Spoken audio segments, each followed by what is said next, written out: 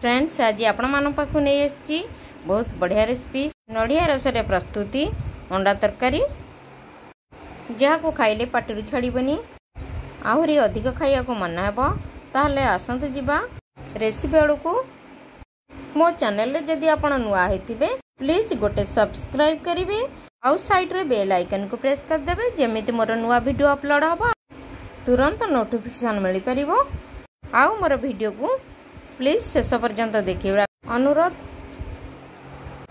ताहले आसंतु जिबा रेसिपी आड़ को रेसिपी रे कौन सब इनग्रेडिएंट नहीं प्रथमे जानी नेबा बहुत सहज आउ घरे अवेलेबल थिबो समस्त घरे नड़िया एथिरे केबे प्रस्तुत करनथिबे जदि करनथिबे निश्चय थरे मो रेसिपी को प्रस्तुत करिवे ताहले आसंतु जिबा रेसिपी आड़ को फ्रेंड्स एठारे देखंतु प्रथमे हमें 8टा अंडा को सिजाई नेबा एटार देखंतु अंडा मोर सिझी जाइछि एबे यार चोपा को छड़ाई नेबा फ्रेंड्स अंडा सिझेला बेले मु देखै परिनी इथिरे फाळे लेंबू चिपुड़ीथिली आउ लूण पकाई सिजाइथिली ए सिझेबा द्वारा भले से सिझी जाई थाए हमर अंडा छड़ैया को सहज होई थाए एबे देखंतु हमें अंडा छड़ाई नेले एमिति करी सब अंडा को छड़ाई नेबा एबे देखंतु सब अंडा हमर चोपा छड़ाई नेले एबे आसंतु याको तेल रे फ्राई करनेबा या परे हमें अंडा तरकारी पाई मसला प्रस्तुत करिबा फ्रेंड्स हमें मसला रे नेबा 2टा सुखला लंका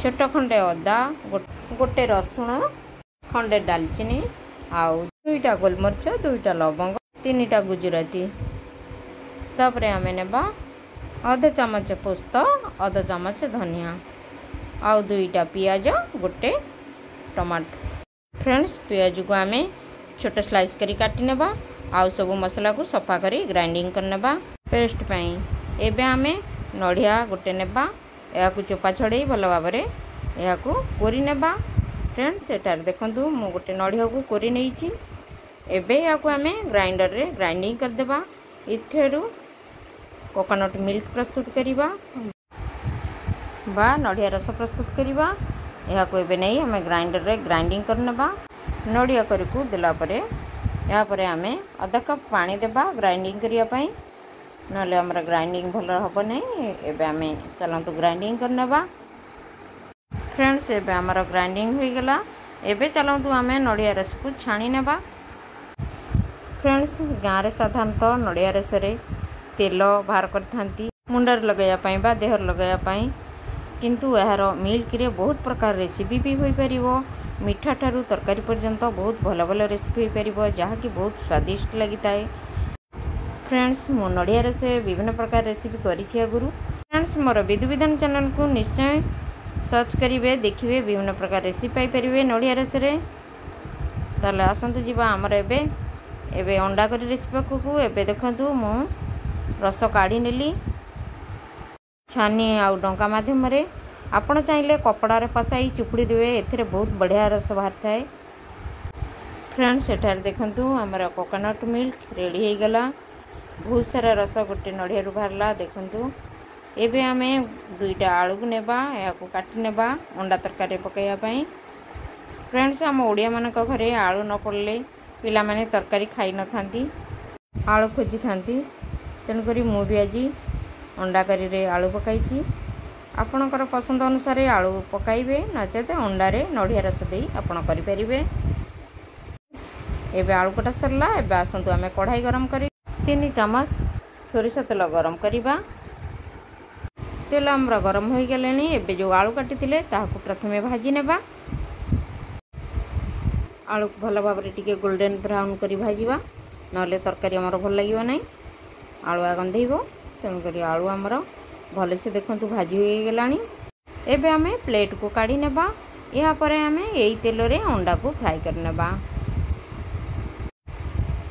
फ्रेंड्स एई तेल रे अंडा फ्राई करथिले अंडार कलर भी बहुत भल देखा जाई थे हमको फ्रेश तेल रे भाजिया दरकार नै एबे हमें एई तेल रे भाजी नेबा एबे हमें गोटे छोटे चम्मच हळदी देबा गोटे छोटे चम्मच लूण दे या को भल भाव रे फ्राई कर नेबा जेमिति अंडा हमर गोल्डन ब्राउन देखा जिवो देखिबा को जेमिति डेलिशियस लागिवो एबे हमर अंडा गोल्डन ब्राउन हो गलानी एबे या को हमें प्लेट रे काढी नेबा देखंतु केते सुंदर देखा जाउची। एबे आमे चलंतु दुईटा पियाज को काटि नेबा छोट छोट पीस करी।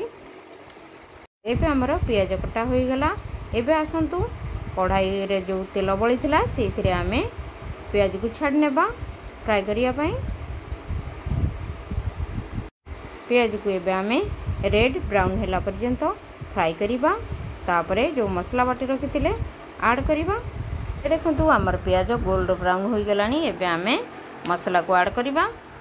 फ्रेंड्स एठार देखंतु आमे मसला जहा नेइथिले ताको बाटिले एठार मसला अधिका लागुची। एबे आमे टिके कमेई देबा, जेति दरकार सेति पकाइबा। अवशिष्ट जो बळीची एहा को आमे रखि नेबा। एबे आमे मसला को भलो भाबरे कसिबा।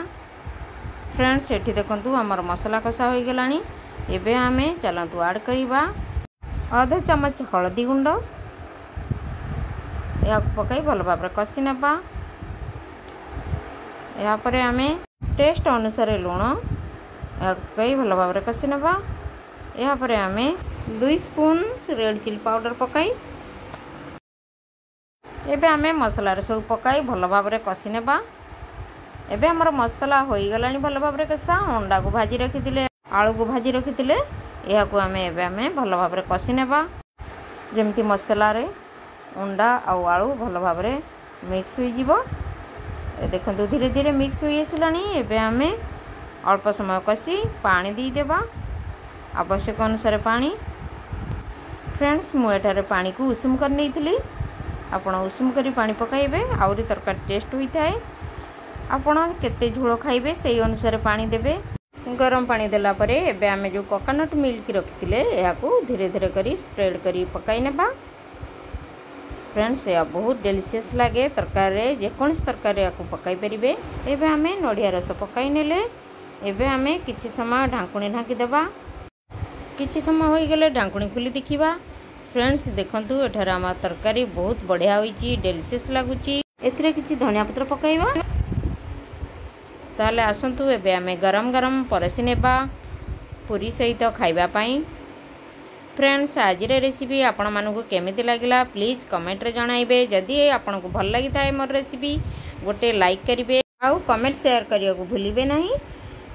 शेषरे मो चैनल को गोटे सब्सक्राइब करिवे, साइड रे बेल आइकन को प्रेस कर देबे, जेमिति मोर नुआ नुआ वीडियो अपलोड हो आपण मानकु तुरंत नोटिफिकेशन मिल परिबो। रहिली नमस्कार, पुणी आसीबी आउ एक नुआ रेसिपी नै। Bye, see you again.